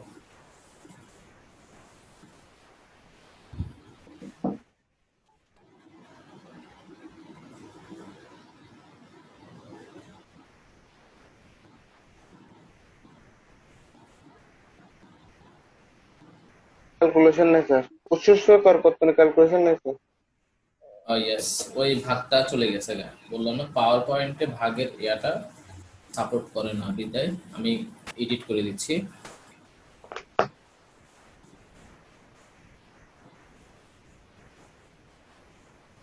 এডিট করতে গিয়ে পুরাই বের হয়ে গেছে। উৎসস্থলে করকর্তনের সূত্রটা আমি কি লিখে দিয়েছিলাম, তোমাদের মনে আছে? গত ক্লাসে লিখে দিয়েছিলাম যে উৎসস্থলে করকর্তনের সূত্রটা কি? মোট ভাড়া মূল্য ইনটু হ্যাঁ, উৎসস্থলে করকর্তনের হার ডিভাইড বাই 100 মাইনাস উৎসস্থলে করকর্তনের হার। তাহলে মোট ভাড়া মূল্য, এই যে বাণিজ্যিক গৃহের ভাড়া মূল্যটা কত, 3,42,000 না? 3,42,000 কিনা? জি স্যার। তাহলে 3,42,000 কে উৎসস্থলে করকর্তনের হার কত পার্সেন্ট, গৃহ সম্পত্তিতে 5 না? 5%। 5 ভাগ নিচে 100 থেকে 5 বিয়োগ করলে কত হবে? 95। দেখো, 3,42,000 কে 5 দিয়ে গুণ করে 95 দিয়ে ভাগ করলে 18,000 টাকাটাই হবে। 18,000 আসে কিনা 5 দিয়ে গুণ করে 95 দিয়ে ভাগ করলে? জি স্যার আসছে। হ্যাঁ। আসবে স্যার। আর এই যে 6,42,000 টাকাটা কি, ওই দুটোটা যোগ করছে, এখানে একটা দাগ পড়ে নাই, কেমন? 3 লাখ আর 3,42,000 দুইটা মিলে হচ্ছে 6,42,000। তোমার উৎসস্থলে করকর্তন ধরতে হয় কিসের উপর, যে বাড়িটা আমরা সরকারি কর্তৃপক্ষকে ভাড়া দিছি ওটার উপর। এই যে 3,42,000 উপর ধরা হচ্ছে।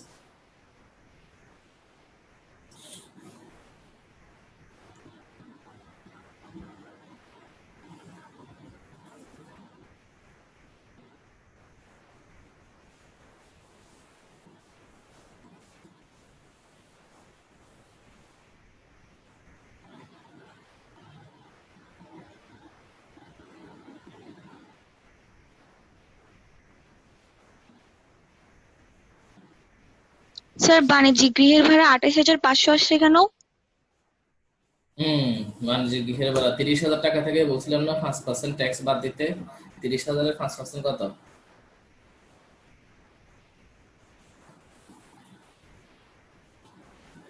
হুম 1500 স্যার, বুঝছি। তাহলে 30,000 থেকে 1500 বাদ দিয়ে মূলত ভাড়া দিচ্ছে 28,000 28,500। সেটা একটা নোটে দেখাতে হবে, যে আমি পাশে নোট লিখছি না, নোটটা একটু দেখো। জি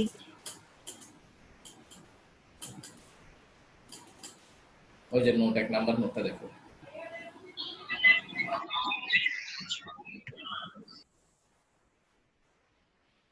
জি স্যার, বুঝছি। বুঝছো? যখন উৎসস্থলে করকর্তন থাকবে তখন ওই ভাড়া থেকে 5% ভাড়া বাদ দিয়ে দিতে হবে, কারণ প্রশ্নে বলেই দিছে সরকারি কর্তৃপক্ষ 5% উৎসস্থলে করকর্তন করে ভাড়া পরিশোধ করছে, এটা প্রশ্নে বলেই দিছে। তাহলে 30,000 টাকা থেকে 5% বাদ দিয়ে তাহলে পরিশোধ করছে কত? 28,500 টাকা করে।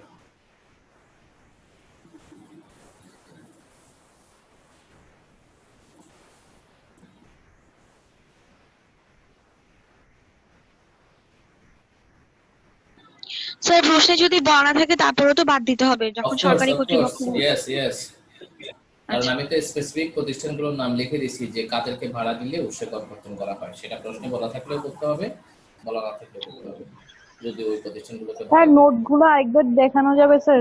নোটগুলা নেটওয়ার্ক বলতে নোটগুলা বলতে তুমি কোন নোটটা দেখতে চাচ্ছ? স্যার যে নোটগুলো সবগুলা দিছিলেন তো আমি একটু নেট সবগুলা ডিস্টার্ব তো করতে দেখার দেখি দরকার নাই, একটু। সবগুলা দেখার তো এখনো টাইম হয়নি। তুমি এই পৃষ্ঠায় কোনটা বোঝো না সেটা আমাকে বলো, আমি তাহলে ওটার সাথে রিলেটেড নোটটা দেখাবো তোমার। স্যার প্রথমে যে এই যে উচ্চ কর্তন করছে এই এটা নোটটা স্যার। তো এটা তো এখনো দেখালাম।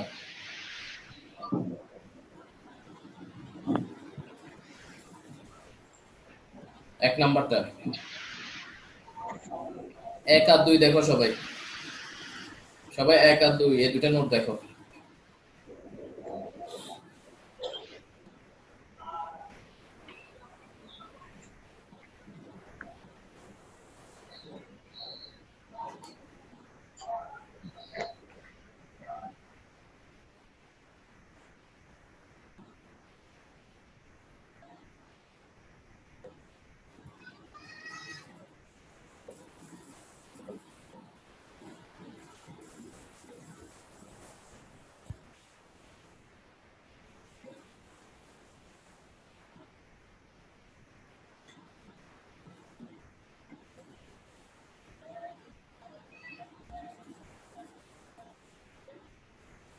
এক আর 2 এ কোনো প্রশ্ন আছে? নোট 1 আর 2 এ স্যার বাণিজ্যিক গৃহ ওখানে না 3,42,000 আসছে, এখানে দেখি। আবার 3,60,000।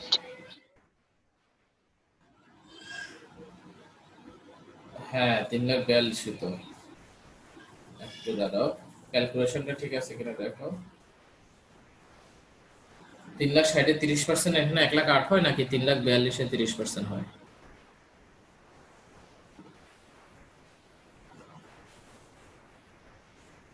স্যার 1,02,600 আসতেছে, 3,42,000 30%। 1 মিনিট।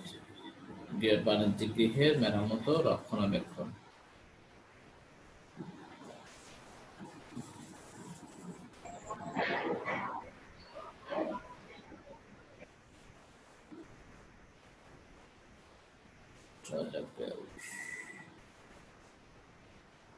না ঠিক আছে, একটু খেয়াল করো। প্রকৃত ভাড়া মূল্য দেখো, এদিকে দেখো, প্রকৃত ভাড়া মূল্য এখানে কত? 6,60,000 না?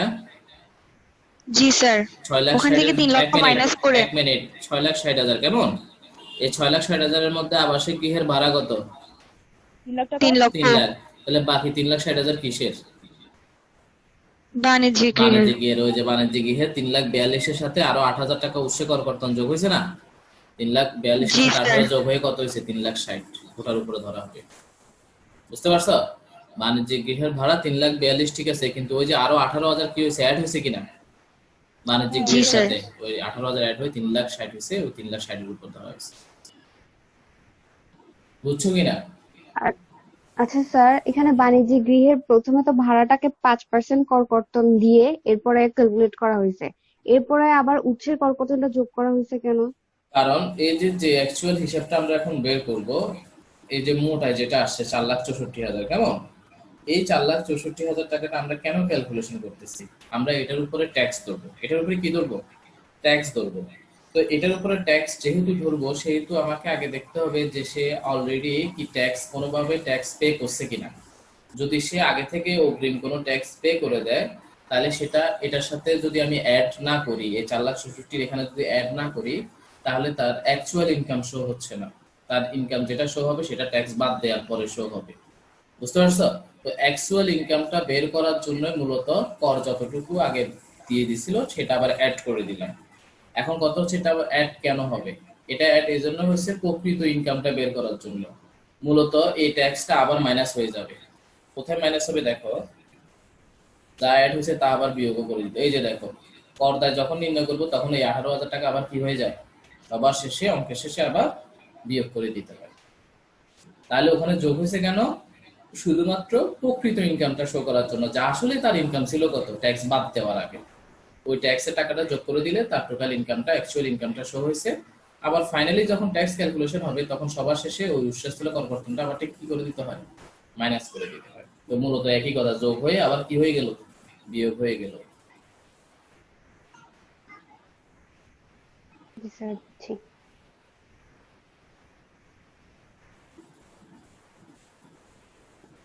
এই পৃষ্ঠায় আর কারো প্রশ্ন আছে? না স্যার। আচ্ছা, তাহলে পরবর্তী No, পৃষ্ঠায় থেকে এটা দেখো, শূন্যতা পাতা 2 মাস খালি ছিল, তাহলে 12 মাসের মধ্যে 2 মাস। এখন বলো, শূন্যতা পাতা 3 লাখের সাথে কেন গুণ হয়েছে? আর কারণ ওইটা তো এটা আবাসিক আবাসিক খালি ছিল, হ্যাঁ, তাই প্রশ্নে বলে দিছিল যে আবাসিক ফ্লোরটা কি 2 মাস খালি ছিল। তো আবাসিক ফ্লোর থেকে সে পাইছিল কত, 3 লাখ টাকা। দেখো, আবাসিক গৃহ থেকে সে 3 লাখ টাকা পাইছিল, সেই জন্য 3 লাখকে 12 দিয়ে ভাগ করে 2 দিয়ে গুণ করছে। যদি বলতো বাণিজ্যিক ফ্লোর, তাহলে 3,60,000।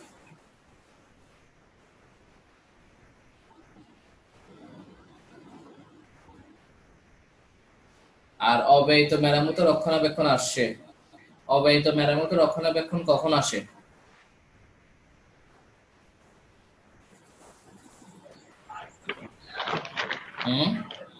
যদি অনুমোদনযোগ্য মেরামত ও রক্ষণাবেক্ষণ খরচ প্রকৃত যদি মেরামত বড় হয়, প্রকৃত চেয়ে যদি বড় হয়। তাহলে দেখো, আমাদের অনুমোদনযোগ্য মেরামত ও রক্ষণাবেক্ষণ কত আসছে অঙ্কে, 1,83,000, কেমন? অনুমোদনযোগ্য মেরামত ও রক্ষণাবেক্ষণ কত আসছে, 1,83,000। 83,000। এখন প্রশ্নে মেরামত খরচ কত ছিল?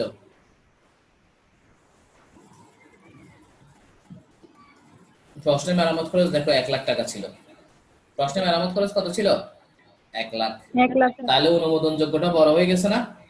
অনুমোদনযোগ্যটা বেশি হয়েছে কিনা? জি স্যার, কত টাকা বেশি হয়েছে অনুমোদনযোগ্য? 83,000। ওই 83,000 টাকাটাই যোগ হয়ে গেছে। দেখো,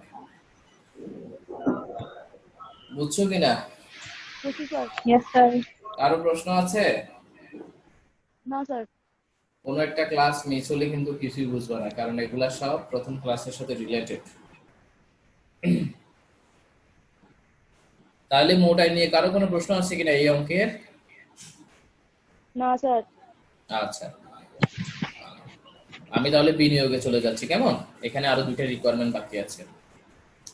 তো বিনিয়োগে যাওয়ার আগে আমাকে একটু বলো সবাই, যে বিনিয়োগ ভাতাতে কিভাবে করতে হয়? বিনিয়োগ ভাতাতে কয়টা বিষয়ে কম্পেয়ার করতে হয় বলো তো?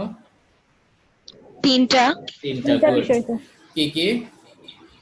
প্রকৃত খরচ, প্রকৃতি বিনিয়োগ, হ্যাঁ, বিনিয়োগ, মোটায় ব্যয়ের প্রতি মোটায় মোটায় 25%, আর সর্বোচ্চ সীমা থেকে সর্বোচ্চ সীমা 1,50,00,000।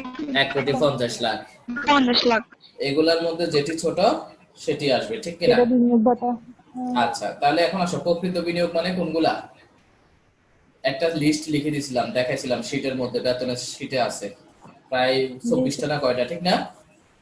জি তাহলে স্যার। ওই লিস্টের মধ্যে বলো তো শেয়ার ক্রয় আছিল কিনা? আছে স্যার। আছে। তাহলে শেয়ার ক্রয় আসবে? আসবে। আসবে। আসবে। এশিয়াটিক সোসাইটিতে দান ওটা ওই লিস্টে ছিল কিনা? না। ছিল। ছিল না। আমি একটু লিস্টটা দেখাই, তাহলে তোমাদের একটু ক্লিয়ার হবে। বই ক্রয় ছিল না, ICDRB তে দান ছিল। আমি একটু দেখাই লিস্টটা।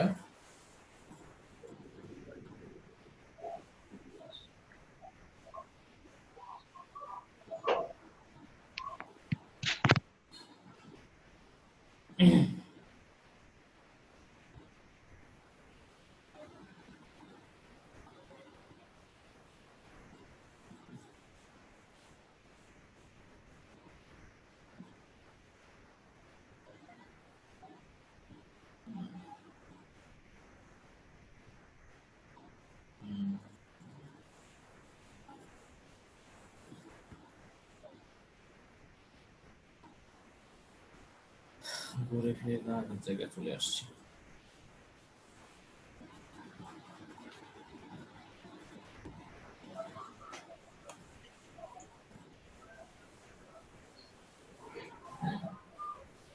বিনিয়োগ প্রায় 7টা চ্যাপ্টারে একই রকম। যে কোনো অঙ্কের সাথে বিনিয়োগ ভাতার কর থাকতে পারে, এবং যে কোনো অঙ্কের সাথে, যে অঙ্কের সাথে থাকুক না কেন নিয়ম একটাই। তো আমি বেতনের শীটটা একটু ওপেন করে দেখাচ্ছি যে ওখানে বিনিয়োগ নিয়ে কি কথা বলা ছিল। আমাদের লেকচার 1 ছিল যেটা বেতন খাতে আয়।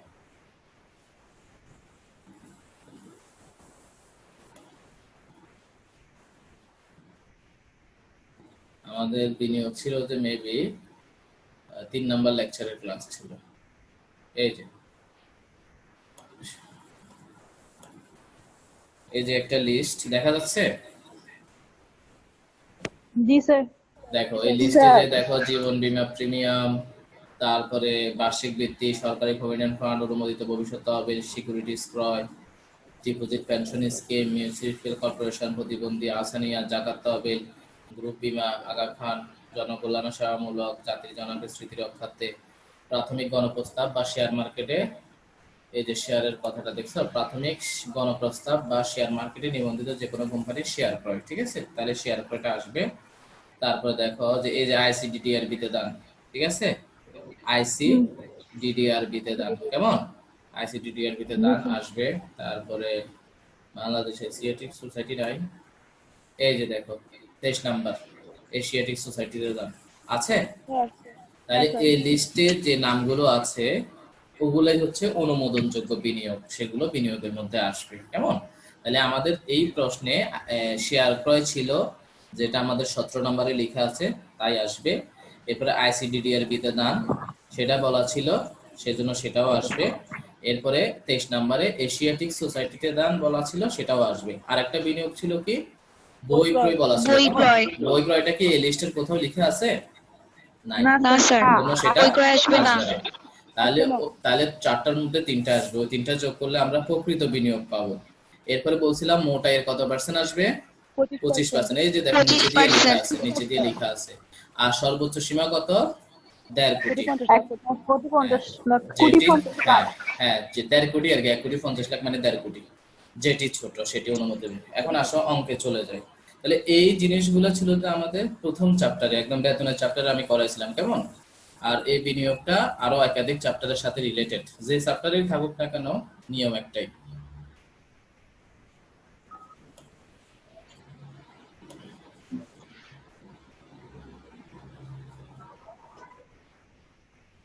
তাহলে আসি,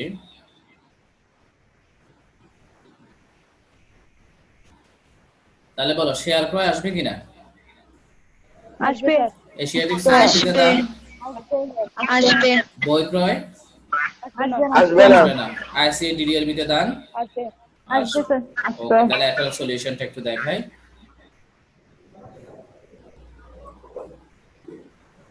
সবাই বিনিয়োগের সলিউশনটা একটু দেখো, যা যেখানে প্রশ্ন থাকবে করবা।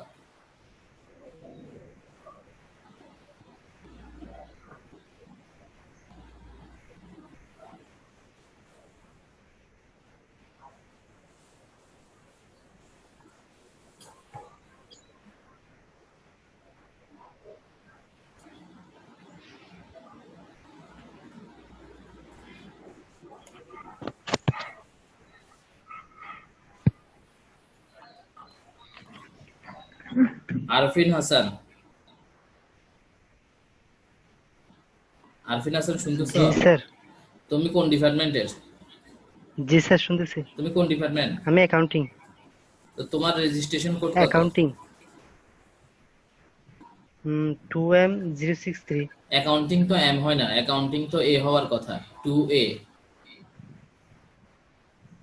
কি যে এটা তো আমাকে কোডটা ওইটাই দিছে হানিফ স্যারে। এ হবে, বুঝছো? এটা কারেকশন করবা, কেমন? এম মানে হচ্ছে ম্যানেজমেন্ট। Okay sir.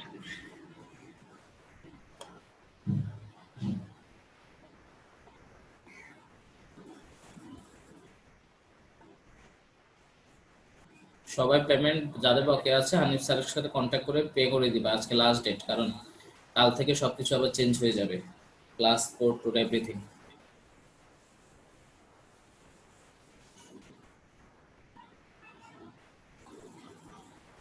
বিনিয়োগ ভাতাতে কারো প্রশ্ন আছে? না স্যার। না স্যার। ওকে, যারা বেতনের চ্যাপ্টার করছো তাদের কোনো কোশ্চেন থাকার কথা না। যারা মিস করছো বেতনের চ্যাপ্টার, তারা ওই আমার ইউটিউব চ্যানেল থেকে ক্লাসগুলো করে নিবা। এরপর কোথাও না বুঝলে আমাকে পরবর্তী ক্লাসগুলোতে জিজ্ঞেস করবা। স্যার প্রিভিয়াস ক্লাস সবগুলাই আছে? একদম সব সব আছে। Okay sir.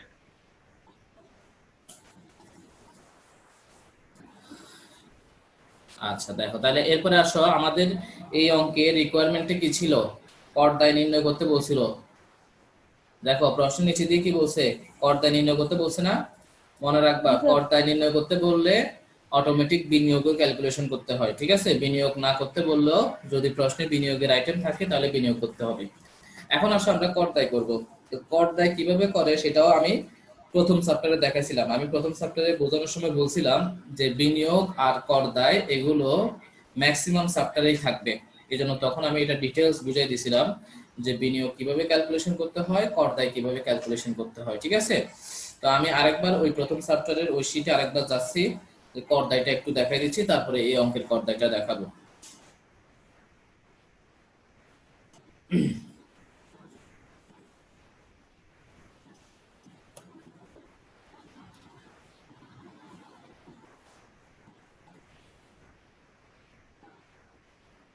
পর্দায় ছিল যে আমাদের লেকচার 4 এর ক্লাস, প্রথম চ্যাপ্টারের শেষ ক্লাসটা ছিল যে পর্দায়।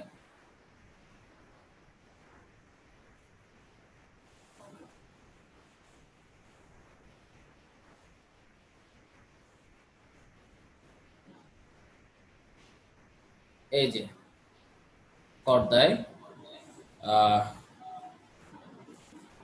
দেখো করদায়টা এখানে কি লেখা ছিল, পুরুষ করদাতার ক্ষেত্রে প্রথম 3 লাখ টাকা পর্যন্ত, এক বছরে ইনকাম 3 লাখ টাকা পর্যন্ত কোনো ট্যাক্স দিতে হয় না, 0%। যারা পুরুষ করদাতা তাদের বার্ষিক ইনকাম 3 লাখ টাকা পর্যন্ত কোনো ট্যাক্স দিতে হয় না। যদি 3 লাখের পরবর্তী 1 লাখ টাকা থাকে, আর ওই মানে দ্যাট মিনস ইনকাম যদি 4 লাখ হয়, তখন প্রথম 3 লাখের উপর ট্যাক্স দিবে না, কিন্তু পরবর্তী 1 লাখ টাকার উপর 5% ট্যাক্স দিতে হবে। এরপর কারো ইনকাম যদি 7 লাখ টাকা হয়, তাহলে প্রথম 3 লাখের উপর ট্যাক্স দিবে না, কিন্তু পরবর্তী 1 লাখের উপর 5% দিবে, অবশিষ্ট 3 লাখের উপর 10% দিবে। কারো ইনকাম যদি 11 লাখ টাকা হয়, তাহলে প্রথম 3 লাখের উপর কোনো ট্যাক্স দিবে না, কিন্তু পরবর্তী 1 লাখের উপর 5%, এরপরে 3 লাখে 10%, এরপরে পরবর্তী 4 লাখে 15%। এভাবে ইনকাম যত বড় হবে, একজন ব্যক্তির আয় যত বেশি হবে, তার ট্যাক্সের হারও বাড়তে থাকবে, ঠিক আছে? তো আমি এগুলা বেতনের চ্যাপ্টারে অঙ্ক করাই দেখাইছিলাম।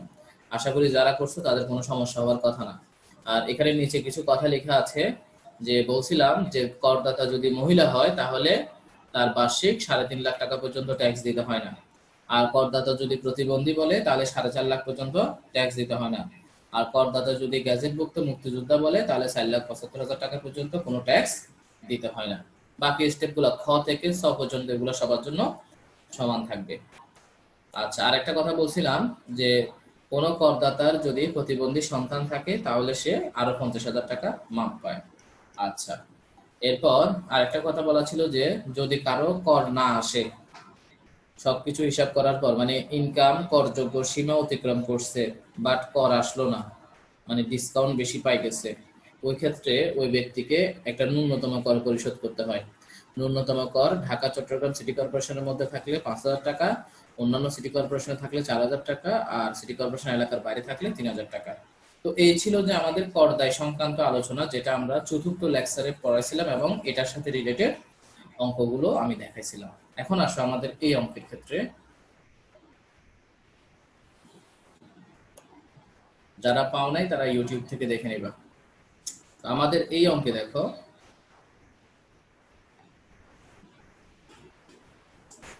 তাহলে এই অঙ্কে আমাদের করদাতা পুরুষ না মহিলা? আজিজ আহমেদ পুরুষ করদাতা। পুরুষ। পুরুষ স্যার, পুরুষ পুরুষ। করদাতা হলে বার্ষিক কত লাখ টাকা পর্যন্ত ট্যাক্স দিতে হবে না? 3 লাখ, 3 লাখ। লাখ। আচ্ছা, ওর মোটাই কত আসছে? 4,64,000। কেমন? আচ্ছা, 4,64,000। আর সে বিনিয়োগ করছে কত? 22,000 টাকা। বিনিয়োগ করছে কত? 22,000 টাকা। আচ্ছা, বিনিয়োগ করলে কত পার্সেন্ট কর রেয়াত পায়? বিনিয়োগ করলে 15 লাখের উপরে 15%, কত 15 পার্সেন্ট? লাখের নিচে হলে 15 লাখের উপরে হলে 10%, আর 15 লাখের নিচে হইলে 15%। তাহলে ওর ইনকাম কি 15 লাখের বেশি ছিল না 15 লাখের কম ছিল? কম। তাহলে 15 লাখের কম হলে কত পার্সেন্ট ডিসকাউন্ট পাবে? 15% ডিসকাউন্ট পাবে। কেমন? 15%। আচ্ছা, সেটা আমরা দেখাচ্ছি। সবাই দেখো করদায়টা, যেহেতু পুরুষ করদাতা তাই প্রথম 3 লাখ টাকা পর্যন্ত কোনো ট্যাক্স দিতে হয়নি। ওর ইনকাম ছিল মোট 4,64,000। তাহলে প্রথম 3 লাখে কোনো ট্যাক্স দিতে না হলে আরো 1,64,000 রয়ে গেছে। তো 1,64,000 ক্ষেত্রে আমাদের নিয়ম অনুযায়ী 3 লাখের পরবর্তী 1 লাখ হচ্ছে 5%। তাহলে 1 লাখের 5% হচ্ছে 5,000। আরো অবশিষ্ট তার কাছে 64,000 রয়ে গেছে। ওই 64,000 এর উপরে 10% 6,400। তাহলে সব যোগ করলে মোট কর হচ্ছে 11,400। এরপর আমরা জানি বিনিয়োগ করলে কর রেয়াত পায়। তো সে 22,000 টাকা বিনিয়োগ করছে, 22,000 এর 15% কর রেয়াত। এগুলো প্রথম চতুর্থ লেকচারে পড়াইছি। 22,000 এর 15% হচ্ছে 3,300 টাকা। তাহলে কর রেয়াত মানে ট্যাক্স ডিসকাউন্ট, রিবেট। তাহলে মোট কর থেকে কর রেয়াত বাদ দিলে প্রদেয় কর হচ্ছে 8,100 টাকা। আর সবসময় খেয়াল রাখবা, উৎসস্থলে কর কর্তন থাকলে সেটা কর দায় থেকে বাদ দিয়ে দিতে হয়। কেন বাদ দিতে হয়? কারণ উৎসস্থলে কর কর্তন মানে হচ্ছে এই টাকাটা অলরেডি তুমি পে করে দিছো, পরিশোধ করে দিছো, ঠিক আছে? তোমার ট্যাক্স যা ছিল সেখান থেকে পরিশোধ করে দিছো। তাহলে দেখো 18,000 টাকা সে আগেই পরিশোধ করে দিচ্ছে, তাহলে তার এখন বর্তমানে কোনো কর নাই। তাহলে 8,100 থেকে 18,000 মাইনাস করলে তো নেগেটিভ আসবে। নেগেটিভ লেখা যাবে না, সবসময় জিরো লিখতে হয়। নেগেটিভ আসলে জিরো লিখতে হয়। তবে যেহেতু তার কোনো কর আসেনি, সেহেতু তাকে একটা নোট দিতে হবে, ন্যূনতম কর। নোটে কি লেখা আছে দেখো। Sir wifi problem. না, হঠাৎ ডিসকানেক্ট হয়ে গেছে, ঠিক আছে? আচ্ছা, তাহলে দেখো হঠাৎ ডিসকানেক্ট হয়ে গেছে।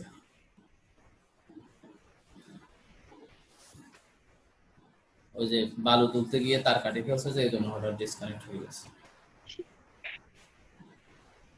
তাহলে দেখো, যদি কারো কর না আসে, ঠিক আছে, নেট কর যদি জিরো আসে বা নেগেটিভ আসে বা কর যদি না আসে, তখন এই নোটটা দিতে হয়, অর্থাৎ তাকে ন্যূনতম কর পরিশোধ করতে হবে। তো আজিজ আহমেদ কোথায় থাকে কিছু বলা নাই, সেজন্য আমরা ধরে নিলাম যে আজিজ আহমেদ ঢাকা সিটি কর্পোরেশন এলাকায় থাকে। আর কেউ যদি ঢাকা সিটি কর্পোরেশন এলাকায় থাকে, তখন তাকে ন্যূনতম 5,000 টাকা কর পরিশোধ করতে হবে।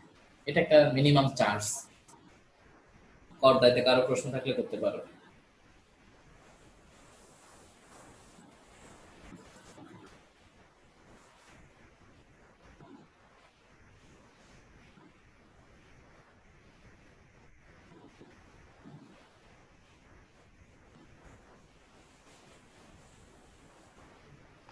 স্যার উৎসস্থলে কর কর্তন যদি না থাকে তাহলে প্রদেয় করটাই আনসার প্রদেয় হবে করটাই না? আনসার। ইয়েস, উৎসস্থলে কর কর্তন যদি না থাকতো তাহলে প্রদেয় করটাই আমাদের আনসার। তারপরে যদি বিনিয়োগ না থাকতো, তাহলে ওই মোট করটাই হচ্ছে আমাদের আনসার। বুঝতে পারছো? আর কর রেয়াত এই 15% আসলো কোত্থেকে? এই 15% ফিক্সড, এটা আইনে বলা আছে, যেটা আমরা বেতনের চ্যাপ্টারের চতুর্থ লেকচারে পড়াইছিলাম, যে কারো মোটাই যদি 15 লাখ টাকার কম হয় তাহলে সে বিনিয়োগের 15% রেয়াত পায়। আর মোটাই যদি 15 লাখ টাকার বেশি হয় তাহলে সে 10% রেয়াত পায়। রেয়াত মানে মওকুফ, মাপ পায়। তো আমাদের এই অঙ্কে মোটাই 4,64,000, তার মানে এটা 15 লাখ টাকার কম। আর 15 লাখ টাকার কম হলে 15% মাপ পায়।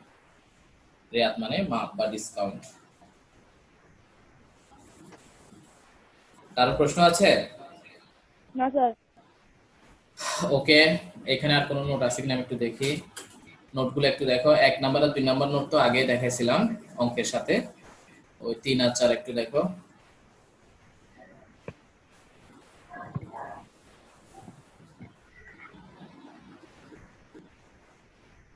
3 নাম্বারের শেষে জব পড কি একটা আছে না, এটা ইংলিশ শব্দ ছিল, মানে সেকশন লেখা ছিল এখানে, সেকশন, ধারা। ধারা হচ্ছে 1930।